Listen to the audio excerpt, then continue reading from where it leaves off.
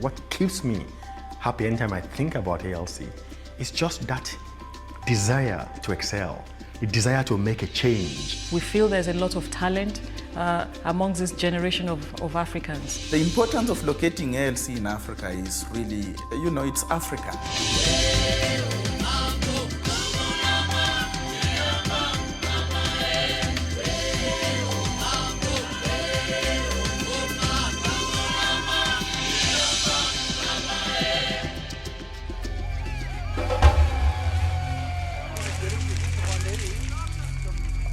We have seen the plethora of armed conflicts that have been unleashed on the continent of Africa. We know that for the future of the continent, we need to prevent those conflicts.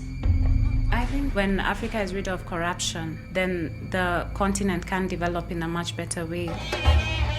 Unfortunately, a majority of African leaders seem not to appreciate the enormity of trust that is bestowed on them by their citizens. God willing, I will be back. Leaders should be more accountable to the people, should be rendering selfless service. We're not getting much of that. Impunity is a huge problem for leadership in Africa. I think we have really failed to insist on standards of accountability. Haven't seen a lot of leaders that have championed the cause of their populations. The ALC seeks to plug the leadership gap. It will nurture the leaders of the future, skilled in delivering peace and security, both essential for development.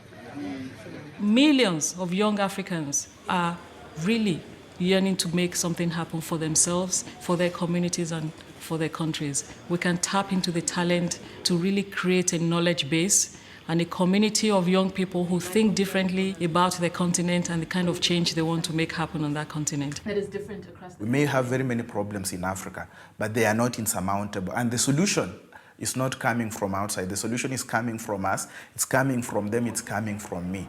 Encouraging women to step up to the leadership table is one of the main objectives of the African Leadership Centre. Achieving that is not going to be easy because of the patriarchal nature of Africa. There are certain values and norms which have been in place in Africa for 1 billion years, which are not just going to wither away overnight. Part of the thing we want to do at the ALC, African Leadership Center, is to be able to expose our fellows, especially women fellows, to all these values and to be able to arm them with the knowledge of being able to challenge some of those values. They can come in, having done amazing work trying to reconcile families, communities at the base, provide services at the base, influence peace processes at the base, but no exposure at all to really the arena where decisions get made.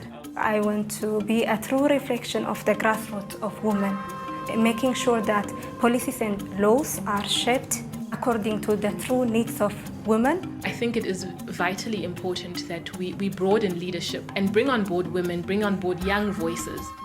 What can Sierra Leonean women do to strengthen peace in their country after over a decade of war? What about South African women and the fight against HIV/AIDS? These issues are what the peace and security training is all about. Putting theory into practice is fundamental to the aims of the centre. The role of mentors is pivotal to achieving this goal. We made a decision to also move into the area of... Some of our mentors have worked in the African Union, in the United Nations. They're policy practitioners in different ways, not just academics. And they share their experiences with the fellows. The African Leadership Centre is based in Nairobi, Kenya. I like to say that the African Leadership Centre was made in London, but it's coming home to Africa. And most of African women and maybe men as well, they could not afford the kind of training that comes with it because of travel, but now it's going to be here in Africa. It means everyone can access it. This year, the centre will open its doors to 20 new fellows, and it plans to expand its intake to 50 young people every year. When you look at the multiplier effect of what that will be, if let's say you produce 30, 40 in a single year, over 5-10 years, then you have an enormous wealth of experience in that field, and through that, then you can begin to shape the destiny of the continent in peace and security. By the time they're finished, they really do have everything they need. To be practical, are not just at the community level, but at the highest levels of policy making. I'm very excited to be a young African at this time when I have opportunities to contribute to African people finding their own solutions. I would be able to react from an expert point of view. I think that for me is really great. I would see myself being engaged, thinking through issues that affect the region, but in a holistic way that looks at communities as well. If we've started making strides towards that, that would be fantastic. We have barely scratched the surface. I think that really excites me about the center, that we can create a whole community of people who share common values, but who have different ideas that can maybe make magic for the continent of Africa. This is very exciting about the center, I think.